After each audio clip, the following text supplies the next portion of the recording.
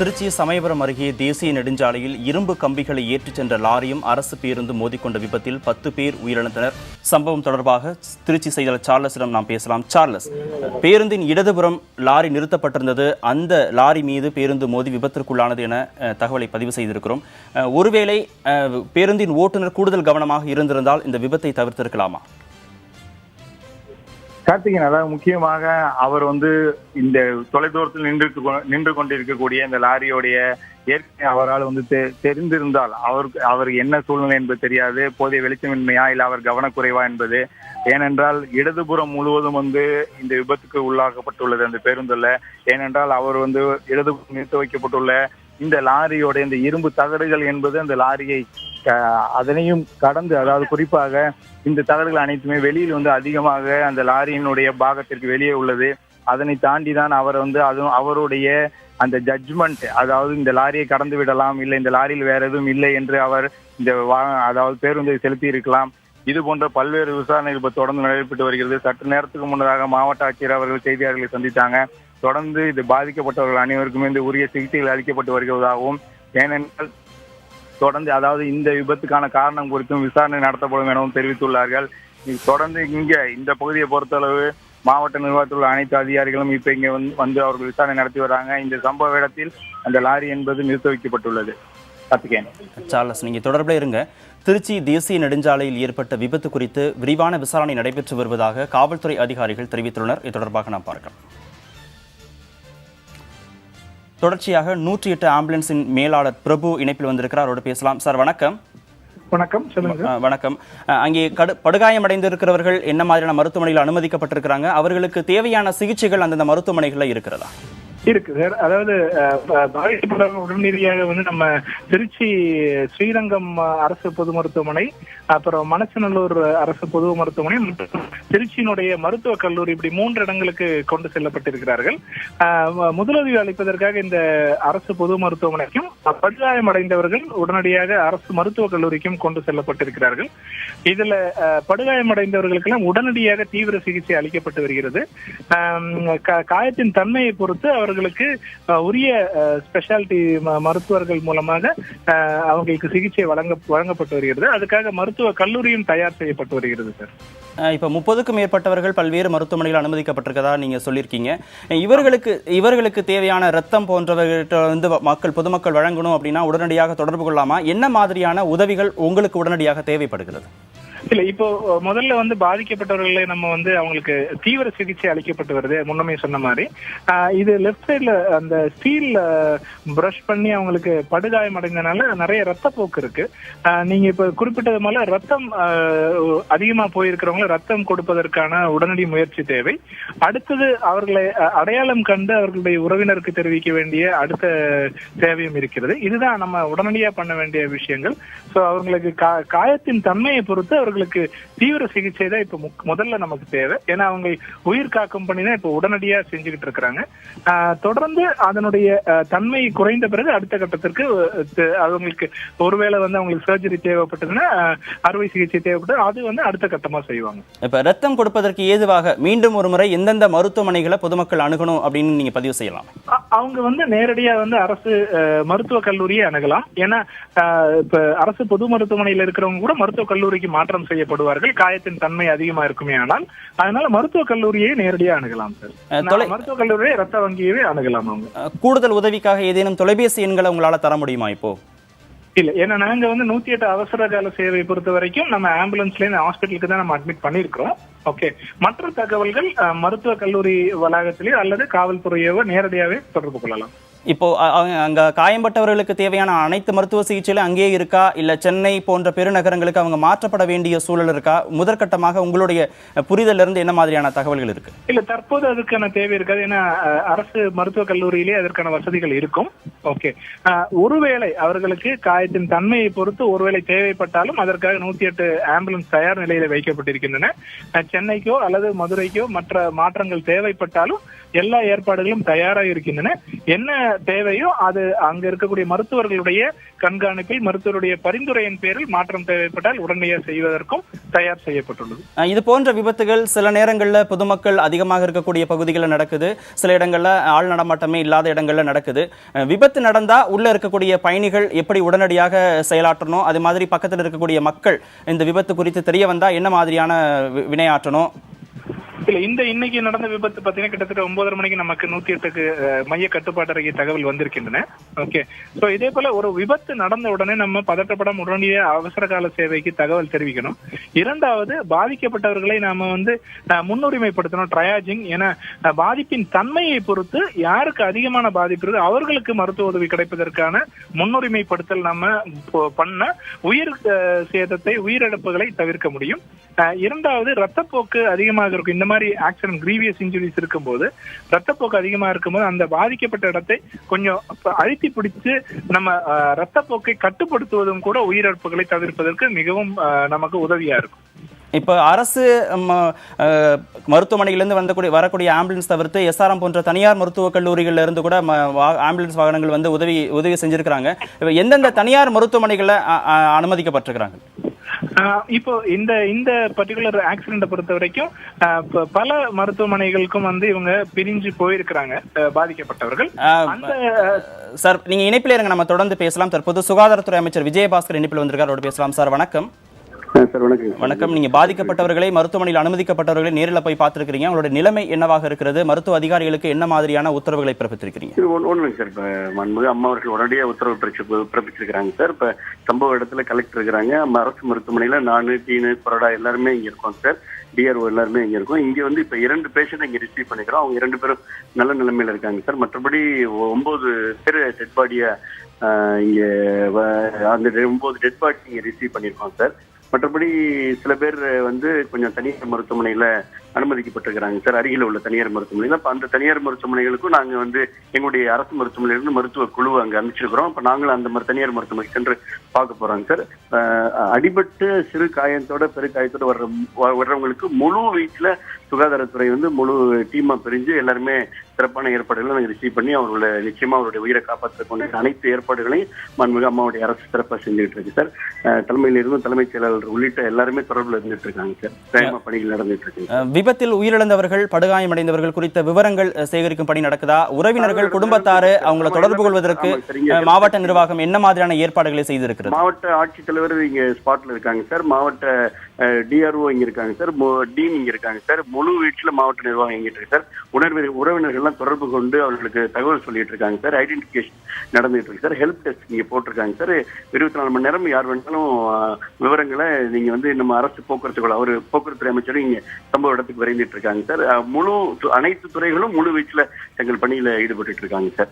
விபத்தில் உயிரிழந்தவர்கள் 10 பேர், 12 பேர் அப்படின்னு மாறி மாறி பல்வேறு விதமான தகவல்கள் வருகிறது. ஒண்ணு இல்ல சார், 9 பாடி அரசு மருத்துவமனைக்கு வந்திருக்குங்க சார். 2 இன்ஜூர்டு பேஷண்ட் அரசு மருத்துவமனைக்கு வந்திருக்காங்க சார். அருகில உள்ள தனியார் மருத்துவமனையில ஒரு 6லிருந்து 8 இன்ஜூர்டு பேஷண்ட் இருக்கிறாங்க சார். இதான் நிலைமைங்க சார். இப்ப காயம்பட்டவர்கள் அனைவருக்கும் தேவையான சிகிச்சைகள் வழங்குவதற்கு அங்க அனுமதிக்கப்பட்டிருக்கிற மருத்துவமனைகளிலே இருக்கா? தேவையான உபகரணங்கள்லாம் இருக்கா? இல்ல அவர்களை சென்னை போன்ற பெருநகரங்களுக்கு மாற்றுவதற்கான ஏற்பாடுகள் எதுவும் செய்யணும்? இது multi super specialty hospital sir. மன்மிகு அம்மாவுடைய ஆட்சி கொடுக்கப்பட்ட எல்லா விதமான வசதிகளும் இங்க இருக்குங்க சார். 100% அவர்களுக்கு தேவையான அனைத்து வசதிகளும் இங்க வழங்கப்படும் சார். தேவைப்படி மேல் சிகிச்சையும் வழங்கப்படும் சார். Will take care. இப்ப விபத்தில் காயம்பட்டவர்களுக்கான அந்த முழு செலவையுமே அரசு ஏற்றுக்கொள்ளுமா? அது மாதிரி ஏதேனும் உறுதிமொழியை உங்களால கொடுக்க முடியும்? அதெல்லாம் ஒண்ணு பண்ணிக்கலாம் சார். No problem sir. மன்மிகு அம்மாவுடைய அரசு 100% அவர்களை பாதுகாக்கும் சார். 100% அவங்களுடைய அந்த அவர்களுக்கு தேவையான எல்லா வசதிகளையும் அரசு மாவட்ட நிர்வாகமும் மன்மிகு அம்மாவுடைய அரசு செய்யுங்க சார். எந்த மாற்று கருத்து இல்லை. இணைப்பில் வந்து உங்களுடைய கருத்துக்களை பதிவு செய்ததுக்கு மிக்க நன்றி சார்.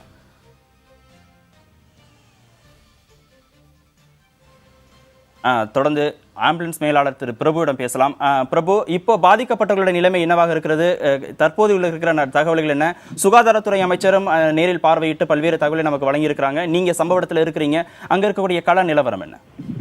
இல்ல, சம்பவ இடத்துல எங்களுடைய குழு தான் இருக்கிறாங்க. ஓகே, அண்ட் பாதிக்கப்பட்டவர்கள் மீட்பு பணி முடிஞ்சு எல்லாரும் அரசு மருத்துவமனைக்கு மாற்றம் செய்யப்பட்டிருக்கிறார்கள். இப்ப முன்னமே மாண்புமிகு அமைச்சர் அவர்கள் சொன்ன மாதிரி மாற்றம் செய்யப்பட்டவர்களுக்கு தீவிர சிகிச்சை வழங்கப்பட்டு வருகிறது. அவர்களுக்கு உரிய மற்ற மருத்துவமனைகளிலிருந்தும் அவர்களுக்கு தேவைப்பட்டால் இங்கே உயிர் சிகிச்சைக்கு இங்கே அனுப்பப்படுவார்கள். அதற்கு ஏற்ற போல மருத்துவருடைய பரிசோதனைக்கு பின்பு அவர்களுக்கு என்ன விதமான சிகிச்சை தேவைப்படுகிறதோ அது அளிக்கப்படும். ஏற்கனவே நான் உங்ககிட்ட கேட்டேன், விபத்தை சந்திக்கிறவர்கள் பக்கத்தில் இருக்கக்கூடியவர்கள் என்ன மாதிரியான முதல் உதவிகளை செய்யணும் விபத்தை சந்திச்ச உடனே, அது பற்றிய தகவல்களை நீங்க தொடர்ந்து பகிர்ந்துக்கலாம். ஒண்ணு, இப்ப இந்த மாதிரி ப்ளீடிங் வரும்போது அந்த இடத்துல ப்ரெஷர் அப்ளை பண்ணி அந்த ப்ளீடிங், அதாவது ரத்தப்போக்கை கட்டுப்படுத்தலாம். நம்பர் 1.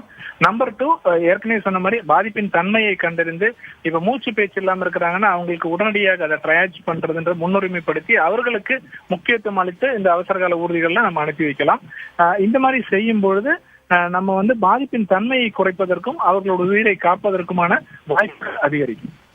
இணைப்பில் வந்து உங்களுடைய கருத்துக்களை பதிவு செய்ததற்கு மிக்க நன்றி சார். தொடர்ந்து செய்தியாளர் சார்லஸிடம் பேசலாம். சார்லஸ், தற்போது அங்க இருக்கக்கூடிய நிறுத்தப்பட்டிருந்த வாகனங்கள் அனைத்தும் அப்புறப்படுத்தப்பட்டு விட்டதா?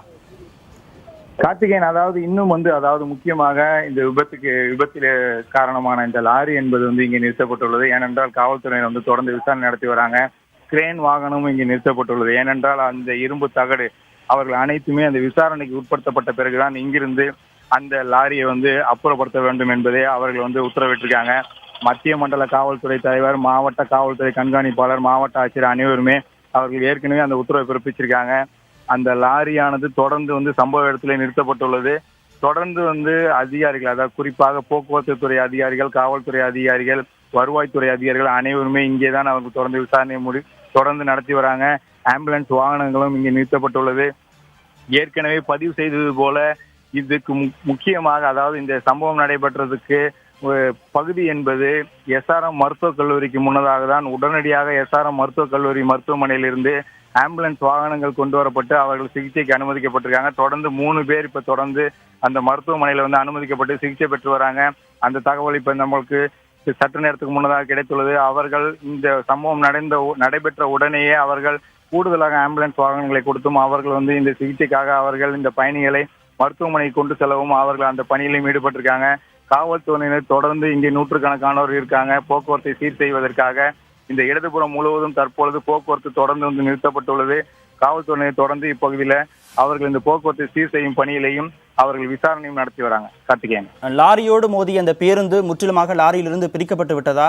பேருந்துக்குள்ள யாரேனும் பயணிகள் இருக்கிறாங்களா அப்படிங்கிற தகவல் உறுதிப்படுத்தப்பட்டு விட்டதா? கார்த்திகேயன், அதாவது சற்று நேரத்துக்கு முன்னதாக நாம் ஏற்கனவே பதிவு செய்தது போல அந்த பேருந்து சென்னையிலிருந்து நாகர்கோவில் வந்த பேருந்து என்பது இந்த லாரியிலிருந்து பிரிக்கப்பட்டு அந்த பேருந்தானது கொண்டு செல்லப்பட்டு விட்டது. இங்கிருந்து இந்த விபத்து நடைபெற்ற பகுதியிலிருந்து இந்த லாரி மட்டுமே தற்பொழுது இங்கே நிறுத்தப்பட்டுள்ளது. இந்த விபத்தை பார்த்தவர்கள் மிகவும் வந்து அவர்களை பொறுத்தளவு அனைவருமே ஒரு பதற்றத்தோடையே காணப்படுகிறார்கள். பொதுமக்கள் தான் முதலில் பார்த்திருக்கிறார்கள். அவ்வளவு ஒரு கோரமான விபத்து. ஏனென்றால் அனைத்து பயணிகளும் அலறி துடித்து அவர்களை காப்பாற்ற முடியாமல் போகிறது. ஏனென்றால் உள்ளே இருந்த அனைத்து பயணிகளுக்கும் காயம் ஏற்பட்டுள்ளது. அவர்களை காப்பாற்றியே தீர வேண்டும் என்ற ஒரு உடனடியாக உதவி செய்ய வேண்டும் எண்ணத்தில் தான் பொதுமக்கள் தான் முதலில் இந்த மீட்பு பணிகளை மேற்கொண்டிருக்காங்க. அதன் பிறகு காவல்துறையினர் வந்திருக்காங்க. தீயணைப்பு துறையினரும் ஆம்புலன்ஸ் வாகனங்களும் இங்கே வரவழைக்கப்பட்டு தொடர்ந்து அவர்களுக்கான அந்த சிகிச்சைக்காகவும் அவர்களை மீட்கும் பணியில் ஈடுபட்டிருக்காங்க. இடதுபுறம் முழுவதுமே அந்த பேருந்து வந்து சிதைந்து விட்டதே என்று சொல்லலாம் ஒரு வரியில். ஏனென்றால் இந்த இரும்பு தகடுகள் என்பது அவை அனைத்துமே அந்த பயணிகளுடைய உடல்களை வந்து கூறுகளாக்கிவிட்டது என்று அவர்கள் வந்து மிகவும் ஒரு வருத்தத்துடனே இப்பகுதியில் உள்ள பொதுமக்கள் குறிப்பிடுறாங்க. அவ்வளவு வேகமாக வந்த பேருந்து இந்த சாலையிலே இந்த லாரி நிறுத்தி வைக்கப்பட்டுள்ளது தெரியாமல் அந்த வாகனத்தை ஓட்டுநர் இயக்கினாரா, இல்லை என்றால் அவருடைய அந்த கவனக்குறைவா இல்லை என்பது பல்வேறு கட்ட தகவல்கள் விசாரணைக்கு பிறகே தெரிய வரும். சம்பவ இடத்தில் தொடர்ந்து வந்து அனைத்து துறை அதிகாரிகளும் இங்கே வந்து அதற்கான விசாரணையிலையும் அவர்கள் இந்த போக்குவரத்தை சீர் செய்யும் பணியிலையும் ஈடுபட்டு வராங்க. கார்த்திகேயன், சார்லஸ், பேருந்துடைய ஓட்டுநர் நடத்துனுடைய நிலை என்ன? அது பற்றிய விவரங்கள் இருக்கா? அவங்க சம்பவ இடத்துல இருக்கிறாங்களா? கார்த்திகேயன், லாரியோட ஓட்டுநர் எங்க இருக்கிறார் காவல்துறையிடம் சரி, குறிப்பாக சற்று நேரத்துக்கு முன்னதாக மாவட்ட ஆட்சியர் பழனிசாமி அவர்கள் செய்தியாளர்களை சந்தித்தாங்க. இந்த லாரி எதற்காக நிறுத்தப்பட்டது என்ற தகவலை கேட்டபோது அவர் பதிலளிக்கவில்லை. அது மட்டும் இல்லாமல் அதற்கான விசாரணையும் நடைபெற்று வருவதாக காவல்துறையினர் ஒருபுறம் தெரிவித்திருக்காங்க. லாரி இங்கே தொடர்ந்து நிறுத்தி வைக்கப்பட்டுள்ளது. இந்த ஓட்டுநரோட நிலை என்ன? முக்கியமாக அந்த பேருந்தில் இருந்து, அதாவது அந்த பேருந்து இயக்கிய ஓட்டுநர் அவர் எங்கே காயமடைந்துள்ளாரா என்று. ஏனென்றால் இடதுபுறம் நடத்துனர் அமர்ந்திருக்கும் பகுதி, நடத்துனர் இந்த விபத்தில் அவர் உயிரிழந்திருக்கக்கூடிய வாய்ப்பு இருப்பதாக பொதுமக்களும் மற்றவர்களும் தெரிவிக்கிறாங்க. ஏனென்றால் அது இன்னும் உறுதி செய்யப்படவில்லை. தொடர்ந்து யார் யாரெல்லாம், அதாவது சற்று நேரத்துக்கு முன்னதாக சுகாதாரத்துறை அமைச்சர் அவர்கள் குறிப்பிட்டது போல திருச்சி அரசு மருத்துவமனையில 9 பேருடைய உடல்கள் அங்கே இப்ப வைக்கப்பட்டுள்ளது. மாவட்ட ஆட்சியரும் அதையேதான் குறிப்பிட்டுள்ளார். பல்வேறு பகுதிகளில் இருந்து ஏற்கனவே 20க்கும் மேற்பட்ட ஆம்புலன்ஸ் வாகனங்கள் திருச்சி நகர்ப்புற பகுதியில் இல்லாமல் புறநகர் பகுதியில் இருந்தும் இந்த விபத்தில் சிக்கியவர்களை மீட்பதற்காக தொடர்ந்து இந்த பகுதிக்கு விரைந்தாங்க. இன்னும் சிறிது நேரத்தில் தான் எந்தெந்த மருத்துவமனையில் யார் யார் அனுமதிக்கப்பட்டுள்ளார்கள் என்பது தெரிய வரும். இதில் பயணம் செய்த 3 பேர் மட்டும் தற்பொழுது SRM மருத்துவக் கல்லூரி மருத்துவமனையில் அனுமதிக்கப்பட்டு தொடர்ந்து அவங்க சிகிச்சை பெற்று வராங்க. கார்த்திகேயன். சார்லஸ், விபத்து நடந்து முடிந்து கிட்டத்தட்ட 2 மணி நேரத்திற்கு மேலாகிவிட்டது. போக்குவரத்து சீர் செய்யப்பட்டு விட்டதா அந்த சாலை? போக்குவரத்து என்பது நான் ஏற்கனவே பதிவு செய்திருந்தேன் கார்த்திகேயன். அதாவது குறிப்பாக இந்த திருச்சி சென்னை தேசிய நெடுஞ்சாலை இந்த இருங்கலூருக்கு அருகே தான் இந்த விபத்து என்பது நடைபெற்றுள்ளது. இந்த விபத்து நடைபெற்ற பகுதி இடதுபுறம், அதாவது சென்னையிலிருந்து திருச்சி நோக்கி வரக்கூடிய இந்த இடதுபுற சாலை என்பது இந்த போக்குவரத்து முழுவதும் நிறுத்தப்பட்டுள்ளது. வலதுபுறம் என்பது தொடர்ந்து போக்குவரத்து ஒரு வழிப்பாதையாக எதிரே வரக்கூடிய வாகனங்கள் மிகவும், அதாவது அவர்கள் வேகமாக வரக்கூடாது என்பதும் மித வேகமாகவே வர வேண்டும் எனவும் போலீசார் தொடர்ந்து 2-3 கிலோமீட்டருக்கு முன்னதாகவே அந்த தடுப்பான்களையும் அந்த இதிலும் அவர்களும் அதை அமைத்தும் தொடர்ந்து காவல்துறையினரும் போக்குவரத்து காவல்துறையினரும் அதுக்கான பணியில் ஈடுபட்டு வராங்க. இவர்களை பொறுத்தளவு இவர்கள் தொடர்ந்து இந்த பணியில, அதாவது இங்கு இந்த மீட்பு பணியில ஈடுபட்டு வருவது மட்டும் இல்லாமல் போக்குவரத்தையும் சீர் செய்து வராங்க. தற்பொழுது முக்கியமாக அந்த விபத்தை ஏற்படுத்திய அந்த லாரியுடைய அந்த நேரடி காட்சிகளை நாம இப்ப தற்போது பார்க்கலாம். கார்த்திகேயன். சார்லஸ், நீங்க இணைப்பிலே இருங்க, நம்ம தொடர்ந்து பேசலாம். அதற்கு முன்பாக ஆம்புலன்ஸ் மேலாளர் பிரபு தெரிவித்த மாதிரி இரத்தம் கொடுக்க விரும்புகிறவர்கள், பாதிக்கப்பட்டவர்களுக்கு, படுகாயமடைந்தவர்களுக்கு இரத்தம் கொடுத்து உதவி செய்கிறவர்கள் திருச்சி அரசு மருத்துவமனையை தொடர்பு கொள்ளலாம் அப்படின்னு சொல்லியிருந்தாரு. உங்களால் முடிந்தால் நீங்கள் அந்த மருத்துவமனையுடைய தொலைபேசி எண்ணை நீங்க தொடர்பு கொண்டு வாங்கி கொடுங்க. அதற்கு முன்பாக ஒரு செய்தியை பார்த்துவிட்டு மீண்டும் உங்களோட தொடர்பு கொள்கிறோம். திருச்சி தேசிய நெடுஞ்சாலையில் ஏற்பட்ட விபத்து குறித்த விரிவான விசாரணை நடைபெற்று வருவதாக காவல்துறை அதிகாரிகள் தெரிவித்துள்ளனர். பார்த்துட்டீங்க, இந்த லாரியில் பஸ் சைடில் இடித்து ஒரு 7-8 பேர் இது வரைக்கும் இறந்துருக்கான்னு தகவல் தெரியுது. பார்த்துக்கிட்டு இருக்கோம். தயவுசெய்து உதவி பண்ணுங்க, கொஞ்சம் ஒதுக்கிடுங்க. நாங்கள் கிளியர் பண்ணுறதுக்கு பாடி சாட்டர் மாதிரி உதவியாக இருக்கு. சென்னையிலிருந்து நாகர்கோவில் போன பஸ், சென்னையிலிருந்து நாகர்கோவில் ஒரு 10-15 பேருக்கு மேலே பார்த்துட்டு இருக்கோம். பார்க்குறோம். இன்வெஸ்டிகேஷன் இப்போ தானே பண்ணிட்டு இருக்கோம். பார்த்துட்டு ஏன்னா டிரைவர் எல்லாம் ஓடி போயிட்டா பார்த்துறோம். நாங்கள் சுமாராக 8 பேருன்னு இப்போ தெரியுது. இப்போ திருப்பி செக்அப் பண்ணோம், கரெக்டாக செக்அப் பண்ணோம். Hospital Srirangam hospital, GH Trichy GH அது மாதிரி போயிட்டு இருக்கோம். எல்லாம் பார்த்துட்டு இருக்கோம். யாருன்னு பார்த்து ஐடென்டிஃபை பண்ணி அவங்க உறவினர்களுக்கெல்லாம் சொல்றதுக்கு ஏற்பாடு பண்ணிட்டு இருக்கோம். சார்லஸ், தற்போது செய்தியாளர்களுக்கு பேட்டியளித்த மாவட்ட காவல்துறை கண்காணிப்பாளர் லாரியுடைய டிரைவர் அங்கிருந்து தப்பியோடி விட்டதாக தகவல் சொல்லியிருக்கிறார். அந்த லாரியுடைய பதிவெண்ணை வச்சு அது எந்த மாவட்டத்து லாரி என்கிற தகவலை பெற முடிகிறதா? கார்த்திகேயன், நாம இப்ப தற்போது நேரடியாக அந்த காட்சிகளை நேரடியாக பார்க்கலாம். கார்த்திகேயன், நாம இப்ப தற்பொழுது அந்த லாரி, அதாவது முக்கியமாக இந்த விபத்தை ஏற்படுத்தக்கூடிய அந்த லாரி என்பது நேரடியாக அந்த காட்சிகள் இருக்கிறது. அந்த லாரியோட எண்ணும் இப்ப தற்பொழுது நேரடியாக நாம நேரடியாக பதிவு செய்கிறோம். இதுவரை, அதாவது இது யாருடைய லாரி, எங்கிருந்து உள்ளது என்பது இதுவரை முதல் கட்ட விசாரணை தெரியவில்லை. நாம் ஏற்கனவே பதிவு செய்திருந்துள்ளமே, இரும்பு தகடுகள் அனைத்துமே இந்த லாரியின் மேல்புலம் அவை அனைத்தும் வைக்கப்பட்டு அவை தொடர்ந்து, அதாவது இந்த அதிக பாரத்தை ஏற்றி வந்ததாக தான் அதிகாரிகள் சோதனை நடத்தியதாக முதல் கட்ட தகவலை சொல்றாங்க. அது இன்னும் பின்பு எதற்காக இந்த லாரி இங்கு நிறுத்தி வைக்கப்பட்டது என்பதை தொடர்ந்து தெரியும். இந்த இரும்பு தகடுகள் அந்த லாரிக்கு வெளியே, அதாவது வெளிப்புறமாக அதிகபுறம் உள்ளது. இந்த லாரியோடைய நீளம் என்பதும் அதிகமாக உள்ளது. இவை அனைத்துமே அந்த பேருந்து ஓட்டுநருக்கு தெரியாமல் இந்த விபத்து நடைபெற்றதா என்பது தெரியவில்லை. தொடர்ந்து விசாரணையில் காவல்துறையினர் ஈடுபட்டு வராங்க. இதன் பின்புறம் முழுவதும், அதாவது இதில் அனைத்துமே தற்போது இரத்த கரைகளை காண முடிகிறது. கார்த்திகேயன், அவ்வளோ ஒரு கோரமான விபத்து இது. இந்த முன்புறம், அதாவது இடதுபுறம் உள்ள அந்த பேருந்து இந்த லாரியின் பின்புறம் மோதி முழுவதும் லாரிக்கு மிக அருகாமையிலே செல்லக்கூடிய நிலைதான் இருக்கிறது. இந்த நேரடியாக இடதுபுறம் நிறுத்தி வைக்கப்பட்டுள்ள இந்த லாரியோடைய வாகனம் நிறுத்தி வைக்கப்பட்டுள்ளதா என்பது தெரியாமல் இந்த வாகனத்தை ஏற்கனவே அவர் வந்து இயக்கினாரா என்பது அடுத்த கட்ட விசாரணை தெரிய வரும். கார்த்திகேயன், சென்னையிலிருந்து நாகர்கோவில் சென்று கொண்டிருந்த அரசு பேருந்து இருங்கலூர், திருச்சி அருகே உள்ள இருங்கலூர் என்னும் இடத்தில் இரும்பு கம்பிகளை ஏற்றிச் சென்ற லாரி மீது மோதி விபத்திற்குள்ளாகி இருக்கிறது.